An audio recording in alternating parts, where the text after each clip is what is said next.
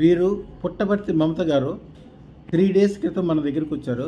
చాలా అనారోగ్యంతో చాలా ఇబ్బందిగా వచ్చారు. అమ్మ అసలు ఏం జరిగింది? 3 రోజుల క్రితం వచ్చినప్పుడు అసలు మీరు చాలా అనారోగ్యంగా చాలా ఉన్నారు. ఇప్పుడు చూస్తే చక్కగా మెరిసిపోతూ ఉన్నారు. 3 రోజుల్లో ఇంత మంచిగా జరిగింది కదా, ఏం జరిగింది, ఎట్లా జరిగింది చెప్పమ్మా. నాకు ఇంతకుముందు నాకు థైరాయిడ్ ఆపరేషన్ అయ్యింది. సో నాకు అప్పుడు చెప్పారు అది బయాప్సీలో తెలిసింది క్యాన్సర్ అని చెప్పారు.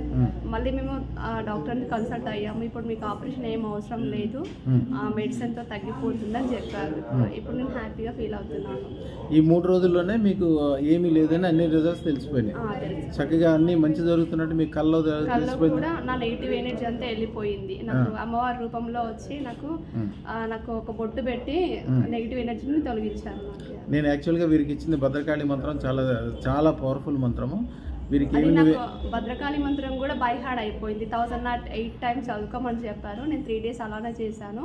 ఆఫ్టర్ దెన్ నేను 200 టైమ్స్ అలా నేను డైలీ ఎలా మూవ్ అయితే అలా నేను బై హార్ట్ చేస్తూనే ఉన్నాను. అది చదవడం వల్ల నా నుంచి నెగిటివ్ ఎనర్జీ పోతున్నట్టు, ఏదో తెలియని హ్యాపీ ఫీలింగ్ నాలో మూవ్ అవుతున్నట్టు అనిపించింది. నేను మొదటి నుంచి వీళ్ళకి అదే చెప్పాను, శుభం భూయాత్.